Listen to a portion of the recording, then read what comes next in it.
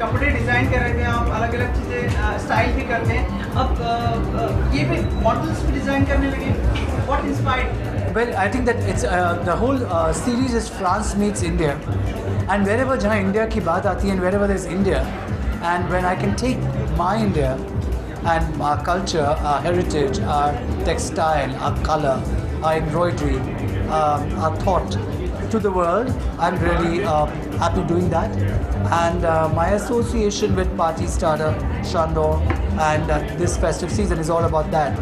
It's about our craft, our textile, our designs, our couture, our Indian evening wear, all merged into Paris, France, taking it out there on the bottles.